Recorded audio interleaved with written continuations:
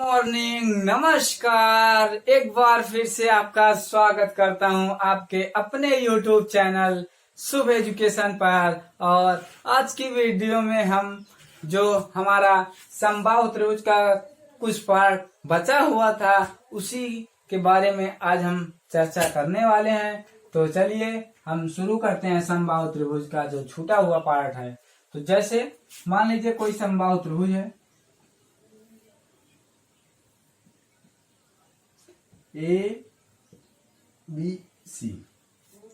अगर हम इस त्रिभुज के अंदर कोई पॉइंट डी ले लें, जैसे मान लीजिए हमने एक पॉइंट डी ले लिया, अब इस डी से अगर हम इन तीनों भुजा पर परपेंडिकुलर डालें यानी लंब डालें, तो चलिए देखिए, अगर यहां से इस भुजा पर लंब डालें ये लंब हो गया। अगर यहां से इस भुजा पर लंब डालें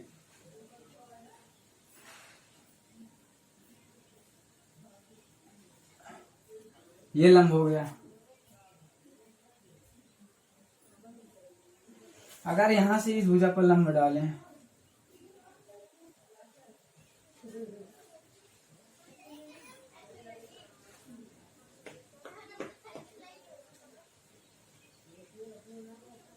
तो ये एंगल 90 डिग्री होगा।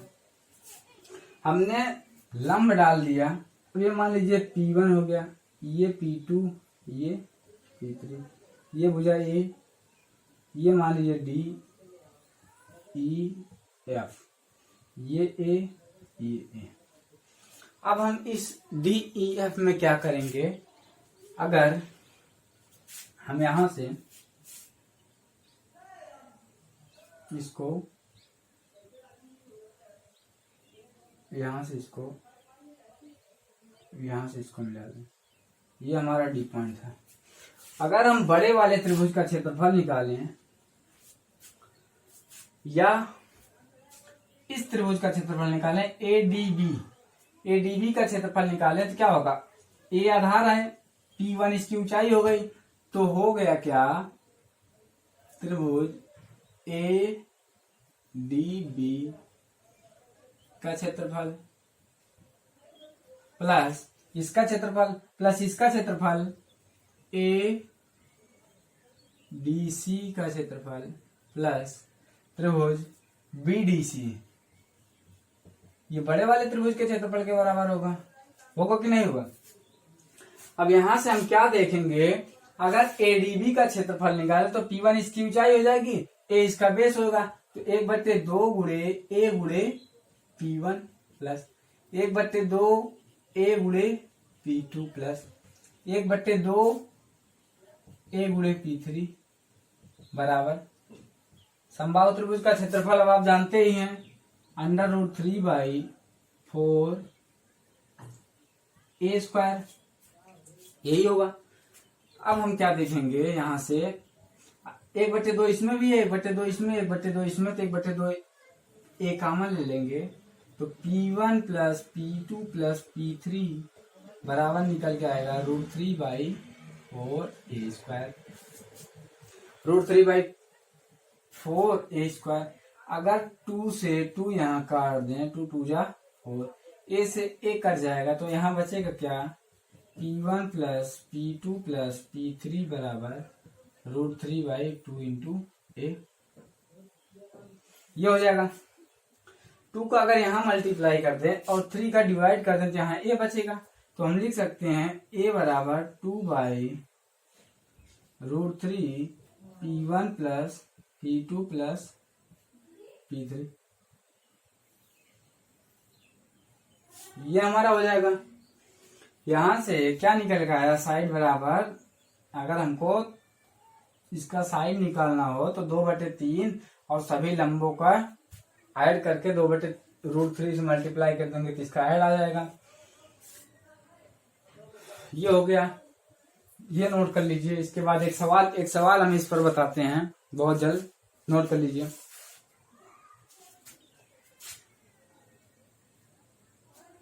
चलिए,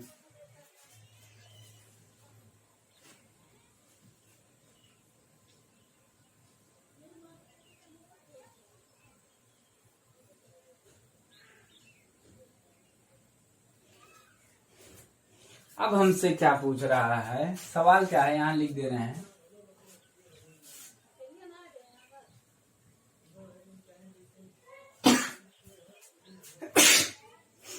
कह रहा है किसी समबाहु त्रिभुज में किसी समबाहु त्रिभुज का क्षेत्रफल ज्ञात कीजिए।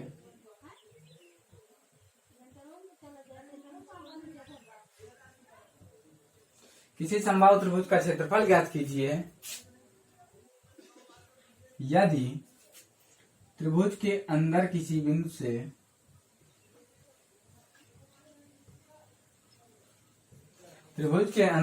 बिंदु से तीनों भुजाओं पर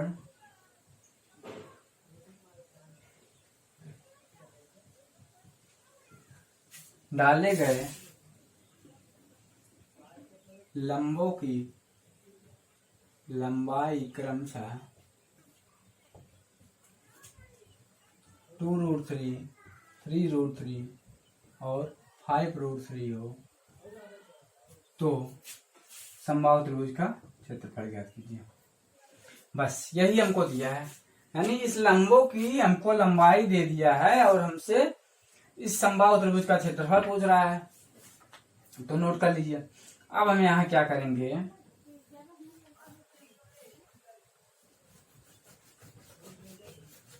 नोट कर लिए ना आप लोग, नोट कर लिए, ठीक है। अब देखिए यहाँ हमको क्या है, ये लंबाई ये लंबाई ये लंबाई तीनों लंबाई दिया है। ये लंबाई कितनी है 2√3, ये लंबाई कितनी है 3√3, ये लंबाई कितना है 5√3, तीनों लंबाई दे दिया। इस समबाहु त्रिभुज का हमको क्षेत्रफल पूछ रहा है, तो क्षेत्रफल निकालने के लिए हमने अभी अभी आपको बताया है a बराबर 2√3 into P1 plus P2 plus P3, ये हो जाएगा। अब यहां से हम क्या करेंगे, अगर हमको एरिया निकल जाएगा तो हमने √3/4 इंटू a² मान रख के समबाहु त्रिभुज का क्षेत्रफल निकाल लेंगे, बहुत आसान हो जाएगा। तो a बराबर निकालेंगे 2√3 into P1 plus P2 plus P3, यानी सब जोड़ देंगे 2√3 प्लस 3√3 प्लस 5√3, ये हो जाएगा। यहां से 2√3 इंटू 2 3 5 5 10 10√3 मल्टीप्लाई कर देंगे तो √3 से √3 कट जाएगा, तो a बराबर 20 आ जाएगा। यानी जो a है a बराबर कितना हो गया 20, a हमारी 20 आ गई। अब इस समबाहु त्रिभुज का क्षेत्रफल जब निकालेंगे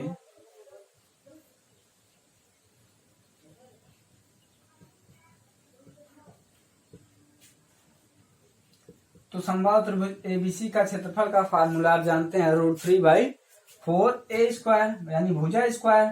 तो बस यहीं पर √3/4 इंटू भुजा यानी 20 गुणे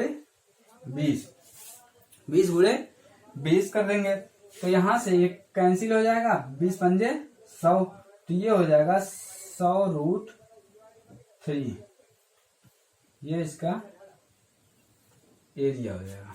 तो इस त्रिभुज का एरिया क्या हो गया 100√3 वर्ग सेंटीमीटर। तो यहां से क्या निकल के आया हमारा, हमने क्या देखा कि हमको इस परपेंडिकुलर की लंबाई दी थी, केवल परपेंडिकुलर की लंबाई दिया था, तो लंबाई को हमने इस फार्मूला में रख दिया, तो हमारा ये एरिया ए भुजा निकल के आ गई a।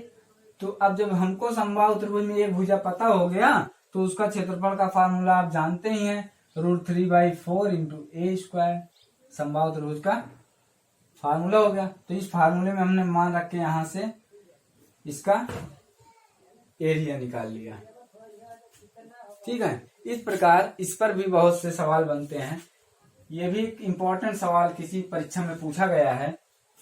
तो चलिए बस ये वीडियो यहीं पर समाप्त करते हैं। अब अगला हम वीडियो लेकर आएंगे टाइप्स ऑफ एंगल के बारे में, उसमें क्या क्या प्रॉपर्टी होती है न्यून कोण, समबाहु त्रिभुज, न्यून कोण और समकोण और अधिक कोण त्रिभुज में। तो चलिए बस आज की वीडियो यहीं पर समाप्त करते हैं।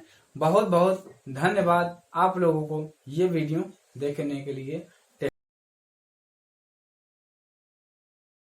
नमस्कार, good morning, welcome back to Shubh education. आप सभी का इस चैनल पर स्वागत करता हूं। और आज की वीडियो में हम जानेंगे कि समबाहु त्रिभुज का जो थोड़ा सा पार्ट बचा हुआ है उसको हम इस वीडियो में कंप्लीट करेंगे और एंगल बेस्ड अपॉन एंगल पर जो ट्रायंगल बनते हैं उसके बारे में हम जानेंगे। तो चलिए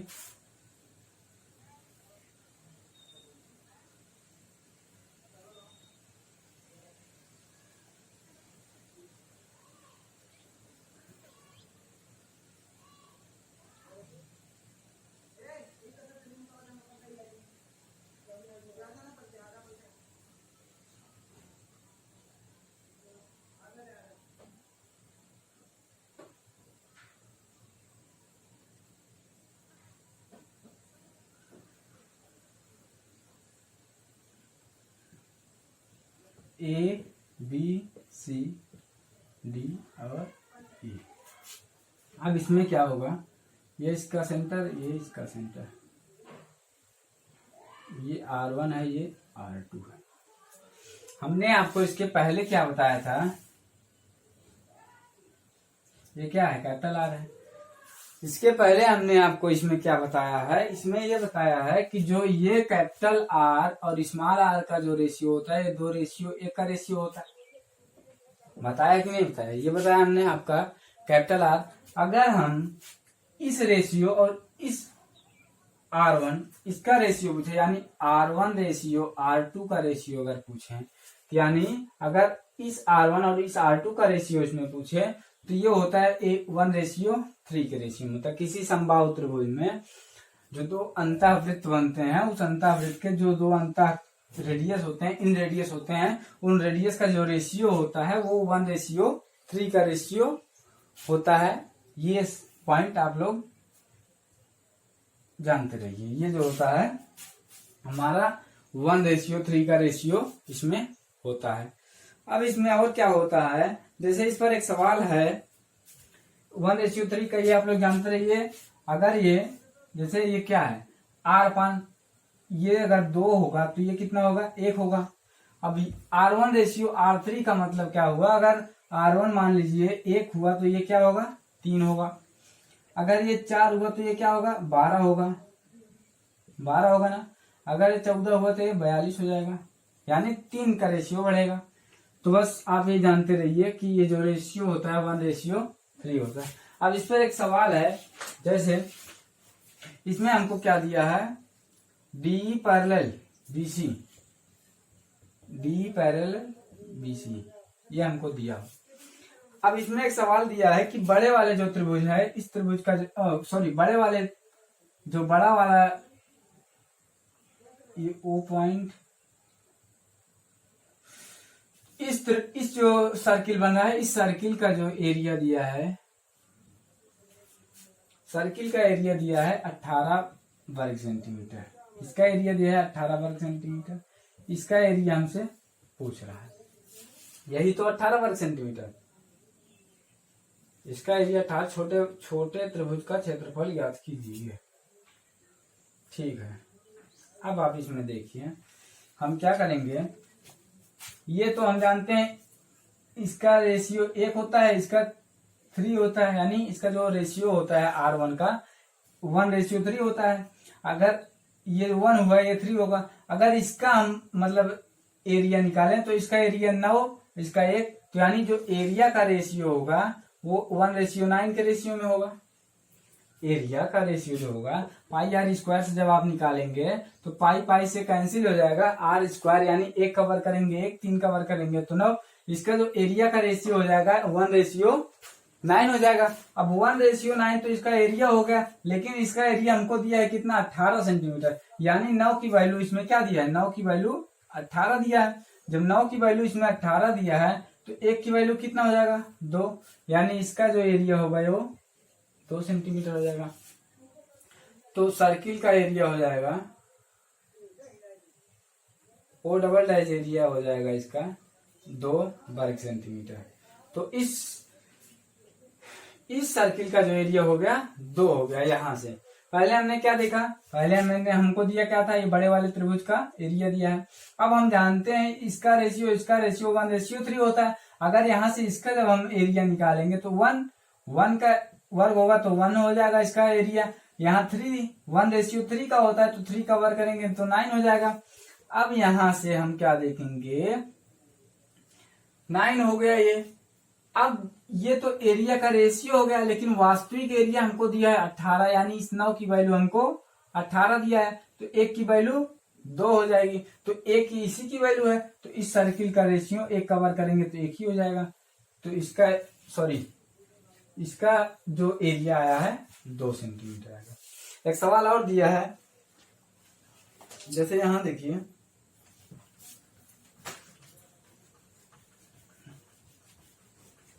इसमें 3 सर्किल दिया है। कह रहा है सर्किल की radius 1 centimetre, find area of triangle. यहां हो गया, यहां पर 2 सर्किल बनाया है, सॉरी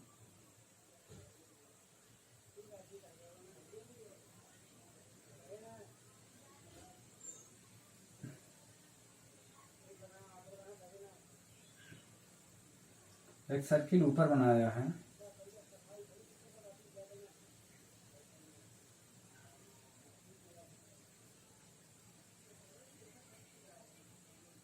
ये आपने मान लीजिए एरिया दिया है ABC।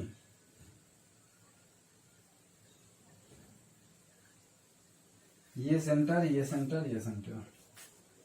चलिए, अब ये समद्विबाहु त्रिभुज दिया है।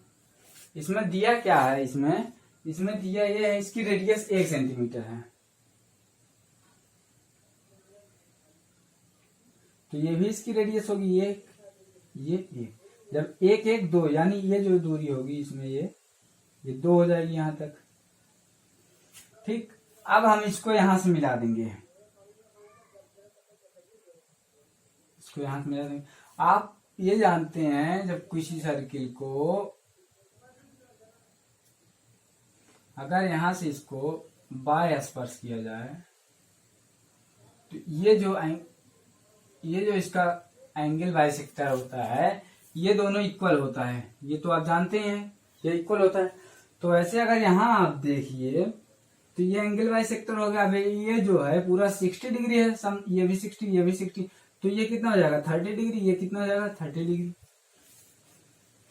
अब यहां से आप जानते हैं अगर किसी समकोण त्रिभुज में ये एंगल 30 डिग्री हो, तो हमने आपको बताया इसके पहले वाले वीडियो में ABC, हमने बताया था कि अगर ये 30 डिग्री हो तो इसके सामने की ये भुजा 1 होती है। जब ये 1 होगी तो ये कितना हो जाएगी 2, ये √3 होती है। ये आप लोग को मैंने पहले ही बताया। तो अगर आप इस त्रिभुज में आ जाइए, इस त्रिभुज में ये 1 है तो ये 2 होगा, ये √3 होगा। वैसे ही यहां पर होगा, ये कितना हो जाएगा √3, ये कितना हो जाएगा 2। अब अगर BC पूरा ऐड करें, अगर यहाँ पे हमको अगर यही बेस निकालना है, बेस निकालने के लिए हम क्या करेंगे, इसमें हमको क्या पूछा है, फाइंड ऑफ एरिया पूछा है। तो एरिया हमको अगर मिल जाएगा तो हम समबाहु त्रिभुज में निकाल लेंगे। तो इसमें देखिए क्या होगा, इस BC का अगर हम निकालें तो BC की लंबाई क्या होगी, √3 + 2 + √3, ये BC की लंबाई हो गई। √3 2 √3 + 2 कॉमन लेंगे, √3 + 1, ये तो एक साइड हो गई। जब मान लीजिए A, यानी वही BC हो गई। अब हम जब समबाहु त्रिभुज का क्षेत्रफल निकालेंगे तो √3/4 × A², √3/4 × A², तो ये क्या होगा √3/4 × A², यानी 2 × √3 + 1 का स्क्वायर। तो ये हो जाएगा √3 × 4 × 4 × इसका वर्ग करेंगे तो ये हो जाएगा 3 + 1 + 2 √3। 4 से 4 कैंसिल, √3 इंटू 4 प्लस 3√3। अब इसका जब मल्टीप्लाई करेंगे तो ये हो जाएगा 4√3 प्लस 9, ये हो जाएगा 9 प्लस 4√3। ये समबाहु त्रिभुज का एरिया आ गया। अब इसमें हमने क्या देखा, हमको केवल इसकी रेडियस दी थी और इस रेडियस से हमने क्या क्या करके इस समबाहु त्रिभुज का क्षेत्रफल निकाल लिया। अब समबाहु त्रिभुज का क्षेत्रफल हो गया, तो बस यही निकालना था समबाहु त्रिभुज का क्षेत्रफल। तो चलिए आप जान गए इस प्रकार हमने कैसे समबाहु त्रिभुज का क्षेत्रफल निकाला। और अगर यहाँ 30 डिग्री था तो ये एंगल, ये भुजाएं कैसे होती है इसको आप सब याद रखिए। अगर ये 30 डिग्री हो, 30 डिग्री सामने की एंगल 1 होता है समकोण त्रिभुज में, ये जो कर्ण होता है 2 होता है, जो आधार होता है √3। अगर यहाँ से 45 अंश के वैल्यू निकाले तो ये 1 हो जाएगा, ये √3 हो जाएगा, √2 हो जाएगा। और फिर यहाँ से अगर हम 60 डिग्री के निकालें तो ये √3 हो जाएगा, ये 2 हो जाएगा, ये 1 हो जाएगा। तो चलिए बस आज की वीडियो यहीं पर समाप्त करते हैं और नेक्स्ट वीडियो में अब हम बताएंगे आपको टाइप्स ऑफ एंगल पर आधारित जो त्रिभुज बनते हैं। तो बहुत बहुत धन्यवाद, टेक केयर।